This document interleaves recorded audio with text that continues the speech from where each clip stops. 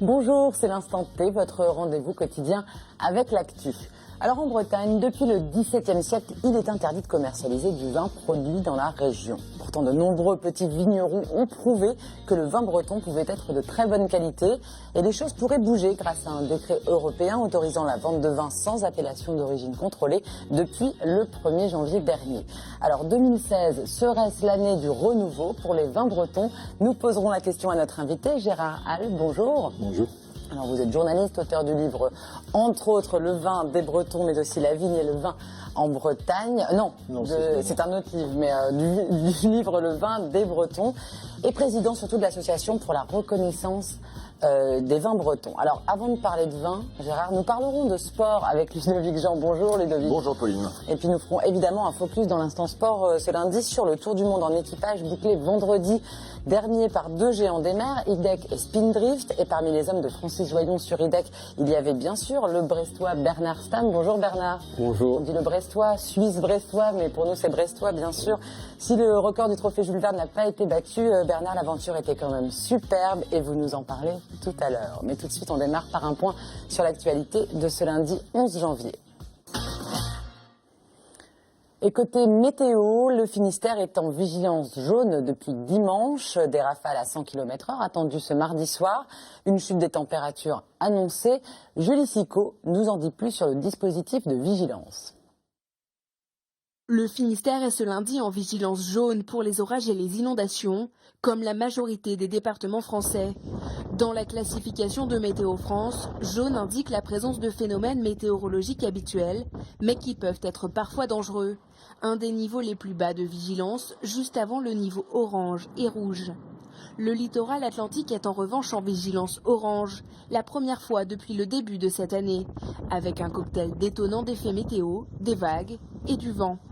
Au large, des vagues de plus de 6 mètres étaient annoncées dès 15 h, heure de la pleine mer. Conséquence au port de pêche et au port de plaisance de Brest, des bateaux à l'arrêt et des pontons déserts. La digue La Pérouse de Brest a été fermée aux piétons. Côté rivière, les différents cours d'eau de la région sont repassés en vigilance vert. Plus grand chose à craindre, la Laïta qui traverse Quimperlé reste la seule rivière encore en vigilance jaune. Les vents ont pu atteindre ce lundi près de 100 km/h, mais ils sont à présent en très net recul. Quant aux précipitations, on a atteint en 10 jours la moyenne mensuelle du mois de janvier, 140 mm. Météo France annonce un recul de la vigilance dès cette nuit. Et pour la neige en Bretagne à la fin de la semaine, il faudra sans doute attendre encore un peu.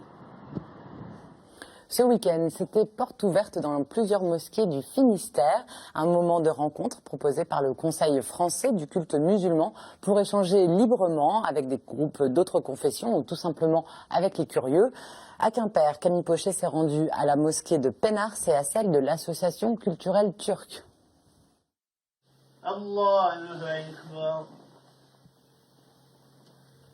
À la mosquée de l'association culturelle turque de Quimper, l'imam entonne une prière. Une cinquantaine de personnes l'observent au fond de la salle. Ce samedi, les mosquées ouvrent leurs portes. Et à Quimper, après la prière, des questions fusent. Un moment de partage pour mieux comprendre l'islam et apprendre à connaître ses voisins.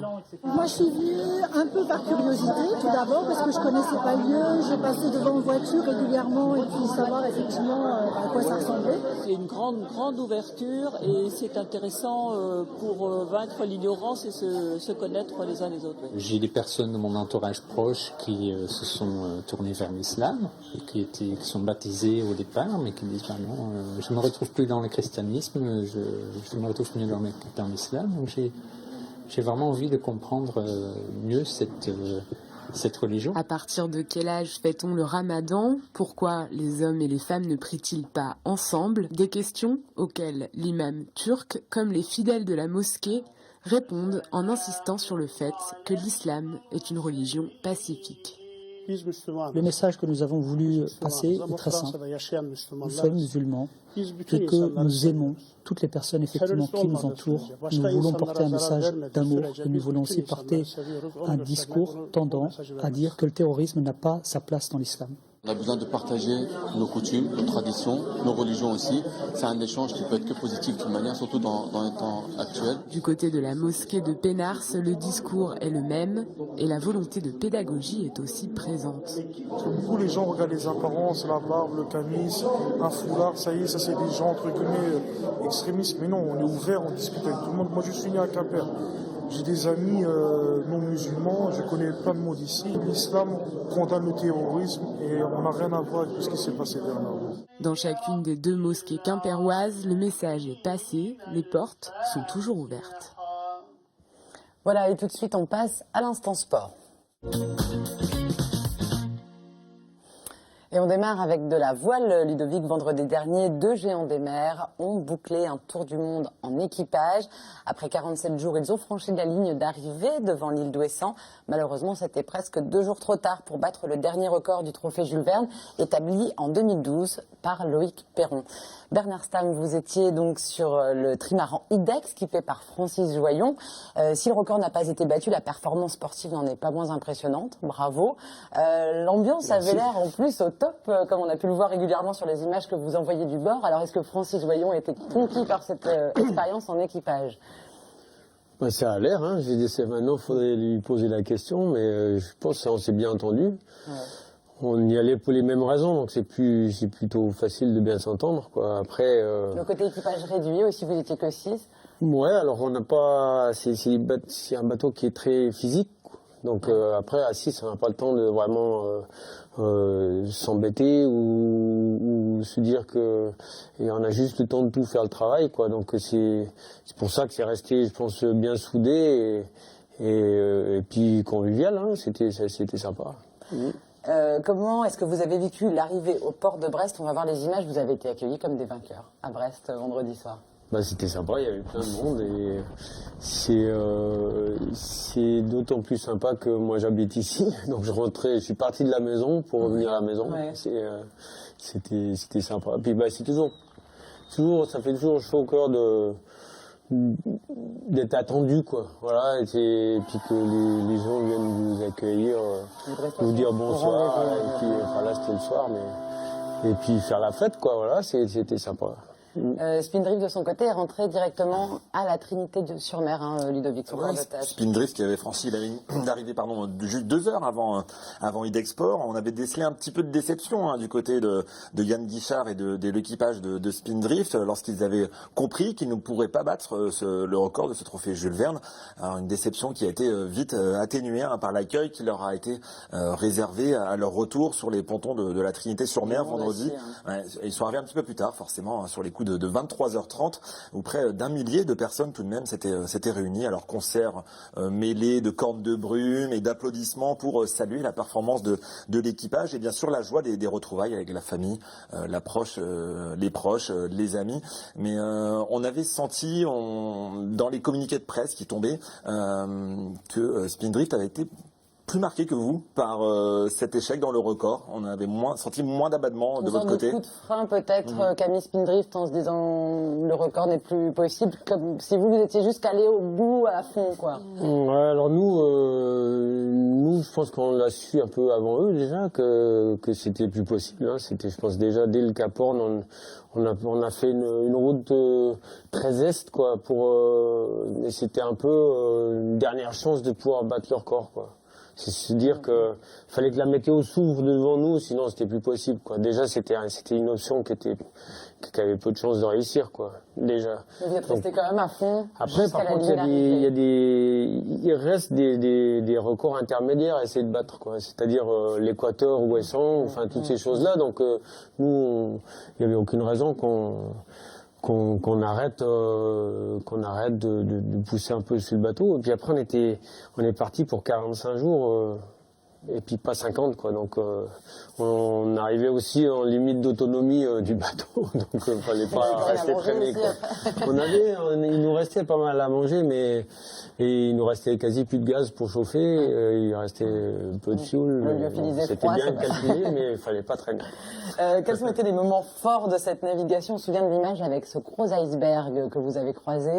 Bernard, ça fait partie des images fortes. Ah bah ouais, ça c'était impressionnant. Hein. C'était un immense bloc de glace qui était droit devant nous. Et d'ailleurs, on le voit là, c'était colossal, quoi. Ouais, c'était. Ça, là, il y a plusieurs comme ça. On en a vu à cet endroit-là, on en a vu plusieurs. Alors, les autres étaient beaucoup plus loin. Tout ce groupe-là faisait partie d'un seul iceberg au départ, quoi. Et par contre, dans le sud, on a passé dans des zones où potentiellement il y a des icebergs, mais on les a pas vus, quoi. On a vu à certains moments des échos sur le radar, mais bon, on ne sait pas si c'était vraiment de la glace ou autre chose, quoi. Voilà. Donc après, ça reste le sud. Donc normalement, il y a de la glace. Hein, c'est normal donc, aussi après... de croiser des icebergs là.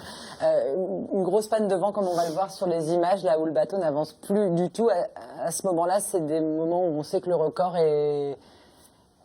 Là, ça dépend où mais des moments comme ça, il y en a quelques-uns autour du monde. Hein. Parce qu'il y a toujours des transitions entre les systèmes. Donc il y a des moments où ces zones de peu de vent sont très courtes. Et puis là, il y a eu des moments pour la remontée de l'Atlantique qui étaient longs, quoi. Voilà. Mais ça a été une course, enfin on peut parler de course quasiment. Vous avez été en régate en fait entre vous et Idexport et Spindrift. Vous êtes même vu, je crois, dans le Grand Sud, aperçu au loin. Ouais, c'était un peu surréaliste, c'est dire que on est parti à 2 heures d'intervalle. À 2 heures d'intervalle, puis on est à vue encore dans l'Indien. Enfin non, c'était sous l'Australie. Et puis après, on se rejoignait un peu de temps en temps. Ils étaient toujours un peu devant nous et c'est vrai que c'était un peu régate, mais par contre on se battait quand même contre le chrono, quoi. Les bateaux étaient très différents et on a essayé alors même que c'est pas facile à faire, on a essayé de ne pas justement rentrer trop dans le jeu de la régate. Vous êtes prêt à repartir, Bernard Stamm, pour un nouveau trophée Jules Verne, si on vous le propose demain? Ouais. Là, c'est l'objectif, on l'a manqué. Hein. Je veux dire, c'est. Après, on était vite, c'était sympa, hein, parce qu'on était plus vite que Franck avec ce même bateau-là, donc c'était. Plus les records sont difficiles à battre, plus il faut apprendre à les manquer. Hein. Je veux dire, donc je serais parti avec plaisir. Merci beaucoup, Bernard. Allez, Ludovic, dans le reste de l'actualité sportive, du football, bien sûr, et la rencontre entre Brest et Nîmes. Et le Stade Brestois qui démarre assez mal cette année. Le Stade Brestois qui a été surclassé, même vendredi soir, sur le terrain de Nîmes, dernier du classement. On le voit à l'image. C'était lors de la 20e journée de Ligue 2. Ça se passait au Costières et ça a été un match à sens unique pour des Nîmois qui vont malgré tout devoir attendre la 69e minute pour ouvrir la marque sur une frappe d'Anthony Koura. Le deuxième but de Nîmois intervient à 5 minutes de la fin avec Larry Azouni qui se promène au milieu de la défense avant d'envoyer un missile sous la barre transversale du pauvre Johan Hartog. Défaite 2-0 du Stade Brestois qui glisse à la 11e place du classement de cette Ligue 2. Brest qui s'apprête à recevoir le leader Nancy. Ça sera samedi prochain à 14h au Stade Francis Leblay. Des Brestois qui seront attendus au tournant. Il reste encore 19 rencontres, mais le maintien est loin d'être acquis. Et la Coupe de France des jeunes, toujours en football, Ludovic, la fameuse Gambardella, a vu s'affronter Brest et Nantes. Et eux, en revanche, ne se posent pas trop de questions. Les U19 brestois se sont qualifiés pour les 32e de finale de cette Coupe Gambardella en l'emportant 2-1 face au FC Nantes. Ça se passait ce dimanche sous le soleil de Pougonvelin. Et ce sont les Nantais qui ouvrent la marque sur une jolie frappe enroulée de Amin Harid. Brest qui va égaliser juste après la pause sur un corner et une tête de Mathis Jourdan avant de prendre les devants à la 55e sur un but d'Hakim Abdallah. Qualification donc des U19 brestois pour les 32e de finale. Qualification également d'un autre club finistérien, Plouvorne, qui s'est imposé 3-2 sur le terrain de Cholet. Tirage au sort de ces 32e aura lieu jeudi prochain. Et puis un mot de basket, Ludovic. Oui, et vous l'avez peut-être suivi en direct, c'était sur TVO samedi soir, ce match de la 11e journée de Ligue 2 féminine entre le Landerneau Bretagne Basket et Reims, une belle affiche qui a tourné à l'avantage du LBB grâce à une entame de match menée tambour battant. Les Finistériennes ont montré un visage séduisant en ce début d'année, je pense notamment à Marine Debeau, Alexandra Tchek ou encore Marie Butard qui ont brillé lors de cette rencontre. Victoire 80-66 pour le LBB, 6e au classement, mais avec un match en moins, les Landernéennes qui reçoivent recevront le Centre fédéral samedi, puis Charnay mardi prochain. 2 rencontres face à des mal classés qui pourraient leur permettre de grimper au classement de ce championnat de Ligue 2 féminine. Et on termine rapidement avec le championnat du Finistère de cross-country. Un rendez-vous toujours très attendu, Pauline, que ces championnats du Finistère et les 2 grands favoris qui ont répondu présents ce dimanche sur le circuit du Corniguel à Quimper, avec la Carésienne Sandra Lévenez ici à l'image, qui s'est imposée dans la course élite en devançant la Brestoise Audrey Le Floch, la championne sortante. Et puis chez les messieurs, le nouveau sacre de Benoît Nicolas, infatigable, le Brestois, qui décroche là à 38 ans son 15e titre de champion du Finistère. Brest qui sera le théâtre du championnat de Bretagne dans 15 jours sur le site du Bergot, où nous serons bien évidemment présents. Merci beaucoup Ludovic. Et puis après le sport, le réconfort, on parle tout de suite de vin breton. Gérard Hall, vous présidez l'association pour la reconnaissance des vins bretons. Alors environ 200 vignobles sont répertoriés en Bretagne. Depuis le XVIIe siècle, il est interdit, vous m'interrompez si je dis vraiment des bêtises, mais il est interdit de le commercialiser et même de planter des vignes, logiquement. Pourquoi cette interdiction historique, en 2 mots, Gérard? Alors en fait, il y a un monopole des plantations pour certains départements. C'est un organisme qui s'appelle l'INAO. Qui gère ça. Donc les départements bretons ne sont pas toujours considérés comme viticoles. Alors si on prend la Bretagne historique, la Loire-Atlantique, évidemment, il y a le Muscadet, on connaît bien. Il y a le Morbihan aussi, qui est encore considéré comme un département viticole, parce qu'il y avait des exploitations encore en route au milieu du XXe siècle. Mais donc pourtant, il n'y avait pas vraiment le droit jusqu'ici donc de planter en Bretagne. Pourtant, il y a des vignobles en Bretagne, on en recense donc 200. Ils sont illégaux, Gérard, ces vignobles? Oui, disons que normalement, on n'a pas le droit de faire du vin. Enfin, on n'avait pas le droit de faire du vin. Nous, au sein de l'association, on a toujours défendu cette idée de patrimonial un peu. Il y a eu des vignes en Basse-Bretagne autrefois, donc on a toujours revendiqué le fait de continuer à faire du vin pour la consommation familiale ou associative, en défendant cette idée d'antériorité en fait historique. Alors, ce qui change depuis le 1er janvier 2016, c'est qu'il est donc autorisé de faire pousser des vignes, y compris pour produire des vins, mais sans indication géographique. C'est-à-dire sans AOC, donc la fameuse appellation d'origine contrôlée, et sans IGP, l'indication géographique protégée. Alors les choses pourraient même changer côté commercialisation du vin breton. Dans le pays bigoudin, Sylvie Guerrero a planté des vignes il y a 2 mois. Son objectif est bien de vendre le vin qu'elle va produire. Rencontre avec Camille Pochet. Elle avait un projet fou, cultiver des vignes dans le pays bigoudin à Tréfiagat. Cela fait 4 ans que Sylvie Guerrero y travaille, accompagnée par 2 de ses amis. L'idée est d'autant plus surprenante que quand elle s'y est attelée, il était interdit de vendre du vin breton. Depuis ce 1er janvier, l'autorisation de plantation de vignobles est élargie. La Bretagne en bénéficie et tout devient possible. C'était pas autorisé, mais c'est ça qui était bien en fin de compte. C'est de se dire, on fait quelque chose qui va être autorisé. Il y avait quand même des rumeurs qui disaient qu'il y aurait peut-être une libéralisation de la commercialisation. Et de se dire, mais pourquoi on n'aurait pas le droit de faire du vin ici, quoi. Donc c'était de mettre tout en branle pour que tout se fasse. Et ça s'est fait grâce à l'Europe qui l'a voté au 1er janvier 2014. Et puis après, une fenêtre de tir en 2015 et on plante en novembre et c'est parti. Le 27 novembre dernier, elle plante 1750 pieds de Trexadoras, une vigne portugaise qui résiste bien à l'humidité. Il y a un double coup de cœur, c'est un véritable attachement à la terre et à cette région. Et puis dans mes racines, dans mes gènes, il y a aussi toute l'histoire familiale qui fait qu'à plusieurs générations, on retrouve des gens qui faisaient du vin. Quand elle achète ce terrain, c'est une friche. Elle travaille la terre un week-end tous les 15 jours et pendant les vacances.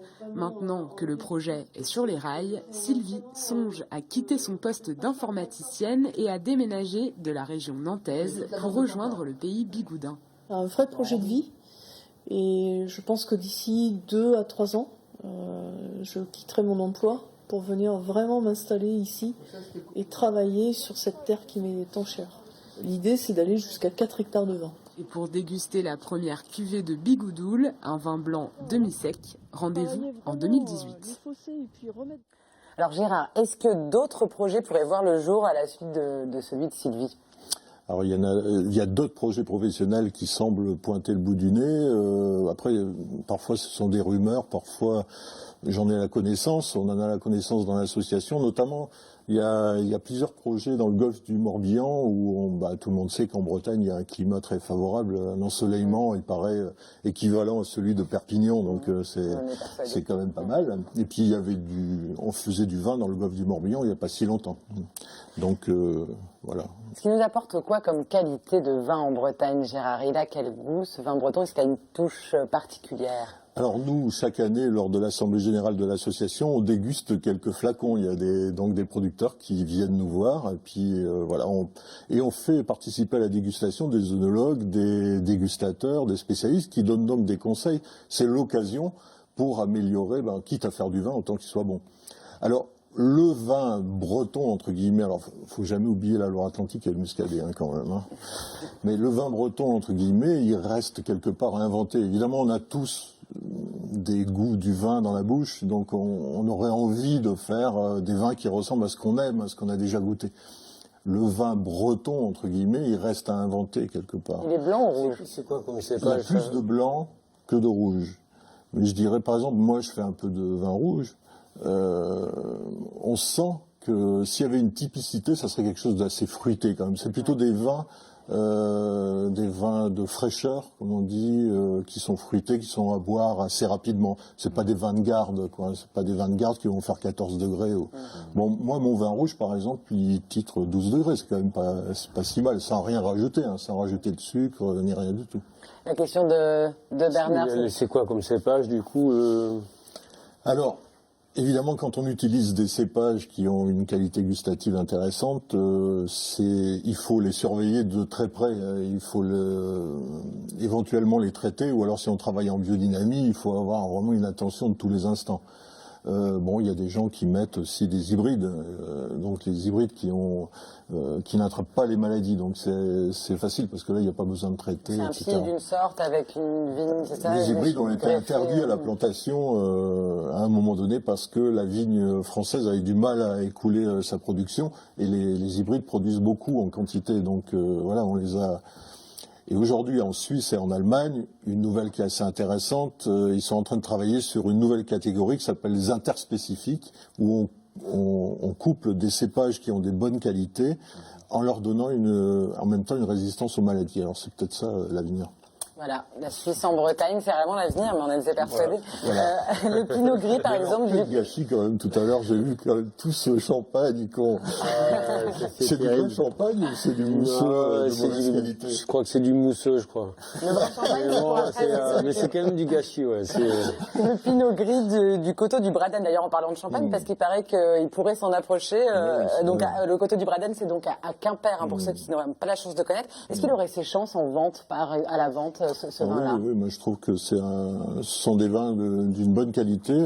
Par rapport au champagne, ce que vous dites, c'est à la dernière Assemblée Générale, on avait un viticulteur champenois avec nous et qui a dit que ça avait vraiment toutes les qualités pour faire un excellent vin champagnisé qui se défendrait très très bien. Bon, après, ça demande aussi des savoir-faire techniques. Voilà, tout ce qui est viticulture, c'est beaucoup de savoir-faire empirique, d'essais, C'est ça, donc même les vignes qui vont apparaître maintenant pour être en vente ont besoin, comme on voyait celle de Sylvie Guerrero dans le pays bigoudin, ont besoin d'un petit peu de temps aussi d'essais. Ça ne peut pas être forcément demain qu'on pourrait acheter des bouteilles. Oui. Entre Finistère Nord et Finistère Sud, il peut y avoir des vins très différents, avec le climat très différent du Nord et du Sud, Gérard?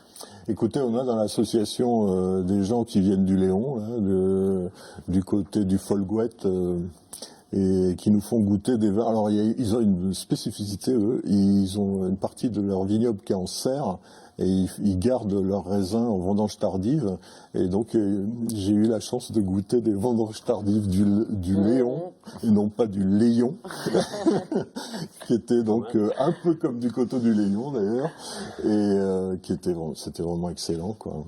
Nous, ce qu'on a remarqué, c'est une amélioration de la qualité dans les dégustations qu'on fait d'une année sur l'autre, quoi. Vraiment. Le vin breton s'améliore d'année en année. Votre coup de cœur ou vos coups de cœur parmi tous les vins bretons que vous avez pu goûter, Gérard? On sache là où investir, peut-être. Je dirais, on en parlait du coteau du Braden, et moi j'ai eu un coup de cœur pour mon propre vin l'an dernier. Bon, c'était un été quand même assez ensoleillé en Bretagne. Il ne faut pas le dire, c'est à côté de Douarnenez. D'accord, dans un lieu tenu secret. Et j'en ai pas fait beaucoup, mais c'est quand même magique quand on aime le vin, d'en faire soi-même, de le goûter, de le trouver bon, et surtout de le faire goûter à des amis qui le trouvent aussi bon. Alors, ça a l'air en tout cas d'intéressser Bernard Stahl, donc on vous réinvitera tous les deux pour parler de ce sujet. Il ne faut pas le dire, mais là c'est devenu autorisé. Oui, donc oui, on peut. Non, mais c'est à suivre tout ça. Merci Gérard. Et puis sur le sujet, on ne saurait que vous conseiller votre ouvrage, Le vin des Bretons, qui est écoulé, mais vous les trouvez en bibliothèque dans le Finistère, bien sûr. Il est temps de se quitter. Merci beaucoup à tous les trois d'être venus sur le plateau de l'Instant T. Nous, on se retrouve demain, même heure, pour une nouvelle émission. Et d'ici là, passez une bonne soirée sur TBO. Ciao.